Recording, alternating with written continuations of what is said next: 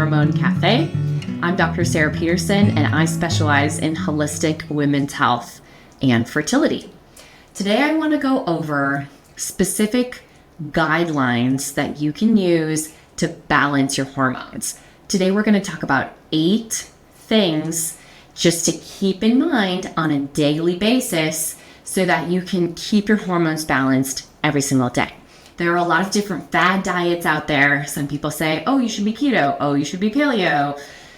Oh, you should be gluten-free or dairy-free. Of course, we want to make sure all these things are specific to your body, but I'm going to give you a skeleton diet, and I really want you to keep these things in mind. Number 1 is that you have to eat breakfast. Is anyone out there guilty of not eating breakfast? After this, I really want to convince you that it's very, very important to eat breakfast. The reason it's so important to eat breakfast is because our body makes the most cortisol within 1 or 2 hours of us waking up. And we think sometimes of cortisol as a bad hormone that's associated with stress, but cortisol is a positive hormone that sets our metabolism for the day. We just don't want it to be so high, but you do want it to be at a certain level. And you make your most cortisol right in the morning. And that is when your body needs nutrition.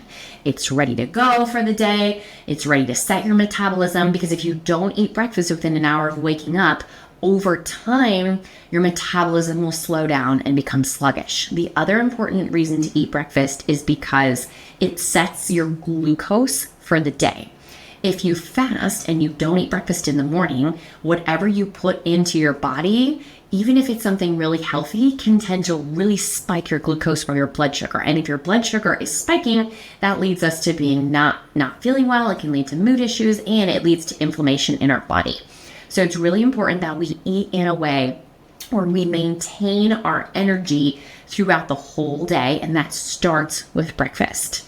And you might say, Dr. P, I hate eating breakfast. I'm not hungry in the morning. I'm not going to eat breakfast. If you're just not a breakfast person, give it a trial for 7 days, because I think you're going to find that it gives you more energy for the day, especially if you're a person that feels really tired in the afternoon or like you have an afternoon crash. Breakfast will anchor your day. And sometimes things just literally don't get easier. I am not a morning person. I never have been. I don't think I ever will be a morning person. I'm not that hungry in the morning, but I make myself eat breakfast because I know how important it is. And it doesn't have to be a humongous breakfast, but it is, in a perfect world, we would eat a big breakfast, a medium lunch, and a small dinner. A little bit backwards of how we think of our normal American diet. So please, tomorrow when you wake up, just make sure you're eating breakfast within an hour of waking up. Number 2 is that we really want to be eating 20 grams of protein for breakfast, which is a lot of protein. So what does that look like? 1 egg is about 5 or 6 grams of protein. And then 1 sausage is also about, depending on your sausage or bacon or something like that, that's also about 5 grams of protein. So we want to do 2 eggs, 2 sausage, 1 scoop of yogurt, and I recommend plain full fat Greek yogurt for breakfast. That can be almost 18 grams of protein. So that can give you a lot of protein. Other things that give you protein are peanut butter is about 3 tablespoons of protein. Cottage cheese packs a huge punch. That can be 10 to 15 grams of protein. Seeds can be, or nuts can be about 3 to 5 grams of protein. So when we think about our morning, try to think about anchoring our day with protein. The other thing that you can do as a hack, if you just cannot get that much protein in, is to put protein powder into something you're already drinking. Or you could put it on your yogurt or put a scoop of protein powder in your coffee. One caution that I will say about protein powder is that 95% of protein powders that are out there have a lot of added ingredients. If it tastes really sweet, if it has a color, if it has a flavor, it probably has some artificial ingredients in. So please, please, please, when you buy a protein powder, make sure that there is 1 ingredient and that it's protein. It can be pea protein, it can be collagen protein, it can be whey protein, but just make sure the only ingredient is protein. No artificial flavors, no artificial sweeteners, just make sure it's very pure, because 1 scoop of protein powder can get you up to 20 grams of protein right there. So definitely make sure that we're eating a good 20 grams of protein for breakfast. Number 3 is that we want to be eating around 80 grams of protein per day. And that definitely depends a little bit on your specific body. Some people need a little bit less protein. Some people need a little bit more protein. But I think in general, women sometimes don't get enough protein. Now, protein more is not always better. I have some patients who come to me and they're eating 140 grams of protein and they're not working out that hard. If you eat too much protein, your body will just go ahead and convert that protein right back into sugar or carbohydrates. And so more is not always better. Sometimes patients say, I'm eating all this protein and I'm not losing any weight, but that's because your body's converting all that excess protein into carbohydrates. So in general, you want to be shooting for about 80 grams of protein a day. So 20 or 30 grams for breakfast, 20 grams for lunch, 20 grams for dinner, and then 1 or 2 high protein snacks during the day will get you to about 80 grams. So do an audit for me. If you're not sure how much protein you're getting, spend a week, look at the back of what you're eating, and just see if you're getting about 80 grams of protein. One chicken breast, for example, is about 20 grams of protein. So if you have a chicken breast for dinner, that will cover your protein needs. And then if you're working out really, really hard, you're definitely going to need more than those 80 grams of protein. So make sure before you exercise, you're fueling your workout with protein. I think naturally we tend to think that if you exercise, you should eat some carbohydrates, but carbohydrates will give you a quick glucose spike and then a crash. You really want to make sure you're anchoring a workout with protein so that you can have a steady glucose curve and a steady energy source for your whole workout, not just a quick hit energy source. Number 4, I want you to think about having at least a 1-to-1 protein to carbohydrate ratio when you eat. Meaning, let's say you're going to have 30 grams of carbohydrates as pasta for dinner. Then you need to have 30 grams of protein to match that. That's kind of a lot. For example, when you think about one slice of bread can have anywhere from 12, sometimes as high as 20 grams of carbohydrates in one slice of bread. So let's say we're having 2 slices of bread. That's about 30 grams of carbohydrates. It's really hard to put 30 grams of meat in between a sandwich. So what I do is when I'm eating a sandwich, I usually just do an open face sandwich where I don't eat the top. Like I don't eat the top bun of a burger. I don't eat the top of a sandwich. I just put that to the side just to make sure I'm getting that 1-to-1 protein to carbohydrate ratio. One thing that can really sneak up in that regard is fruit. Fruit is often about 10 grams of sugar. Fruit is sugar. It's a sugar called fructose. So whenever you eat fruit, you want to make sure you match it. For example, one banana is about 10 to 12 grams of carbohydrates or sugar. And 1 tablespoon of peanut butter is about 3 grams of protein. So you really want to make sure you're eating about 3 or 4 tablespoons of peanut butter with that one banana that you're eating. You really don't want to eat carbohydrates by themselves, because if you eat a carbohydrate by yourself, it will really spike your blood sugar and then it will tank, and an hour later you'll be super hungry. So if you're the kind of person that snacks all the time and you're like, I'm a snacker, or I just need to eat every single hour, I need to eat a lot, just make sure that you're anchoring all of those snacks with protein, and you'll find that you're able to sustain your satiety longer and you won't be as hungry and you won't need to snack as much. You definitely want to be eating breakfast, lunch, dinner. In a perfect world, we would eat such a big breakfast that we're not hungry for 3 or 4 hours until lunch. And then eat such a big lunch that sometimes we might need an afternoon snack, but just make sure that snack has some kind of protein in it. And then you want to eat an equivalent amount of protein with dinner. Another thing that we should do is, let's say we get really hungry and we really want to eat something before we go to bed, and make sure that snack has protein in it, because you don't want to just eat a treat or a bowl of ice cream before you go to bed, or some candy, because that will really spike your blood sugar, and then your blood sugar will crash in the middle of the night, and that will really affect your sleep. It's not that you can't eat carbohydrates. Like, as long as your body can tolerate it, we can eat bread, we can eat pasta, we can even eat treats, but we want to make sure that we're matching it with a protein. So if we want to eat something like a treat, let's say we want to eat some apple pie, just put the pie at the end of a dinner where you're eating a bunch of protein, or you want to eat your protein and then you can have your treat. Number 5 is that you don't want to have any simple carbohydrates. All of your carbohydrates, you want them to be high quality grains. So you never want to be eating any white bread. So definitely no white bread, no potato buns, no white buns. The more complex the carbohydrate, the better. If you're eating white rice, I would definitely convert it over to brown rice or wild rice, because those foods have a lower glycemic index, a lot more fiber, a lot more B vitamins. Why is fiber important? Fiber is important because it's a mesh that coats your intestines and allows everything else that your body is digesting to digest much slower. So it gives you a much flatter glucose curve, and your blood sugar doesn't spike and then crash. And also, complex carbohydrates and high quality grains are much less inflammatory than simple carbohydrates. Again, that has to be personalized towards your body. Some people can't eat certain grains, like they can't eat gluten or they can't eat wheat. You definitely want to personalize that. But as much as your body can tolerate it, you do want to be having high quality grains.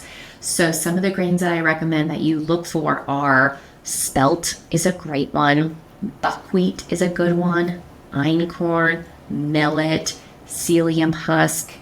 Whole wheat is okay. It's kind of a B- or a C+ type of grain. But if it's whole wheat, just make sure it's not enriched or refined. You want it to be as close to its natural unprocessed source as possible. But whole wheat is better than white or bleached or all-purpose flour. For those of us who make our own bread at home, for example, if you're making sourdough, I highly recommend that you convert your sourdough over to a high quality grain or an ancient grain sourdough. Because while it is great to make bread at home, you can be making bread at home with a really poor quality flour. Or even if it's a high quality or organic flour, it can still be white flour. That can still be very inflammatory. So I would recommend that if you're going to make sourdough or if you're going to make bread or any kind of pastry at home, instead of using bread flour, I would use buckwheat and einkorn flour. It's not going to have the exact same light and fluffiness as that cake flour will. However, it can still taste really amazing, and it has some light and fluffiness to it. It's not that dense. So in general, you want to convert all your carbs over to high quality grains.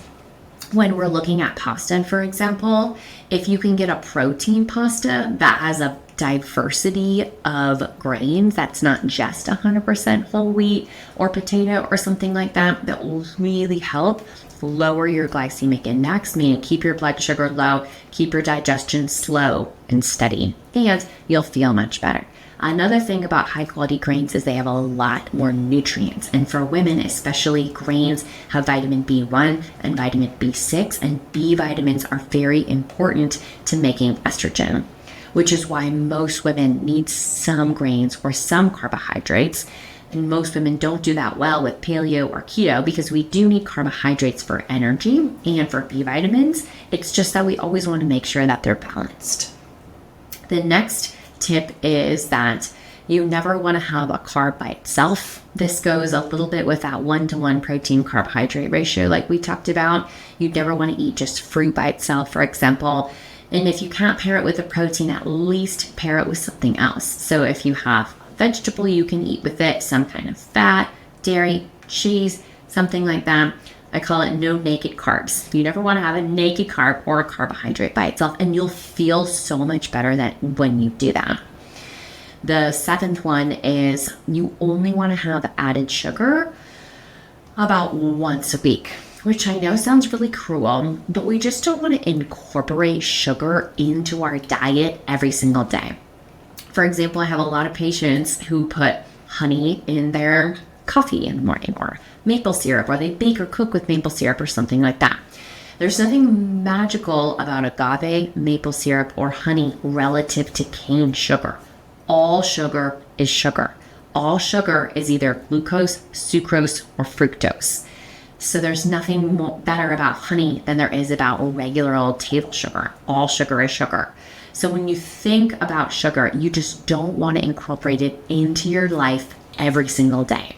So if you're a person that sweetens their coffee every single day, I would highly recommend trying to get your body to like that more savory or bitter taste and not just keep training it to crave sweet food.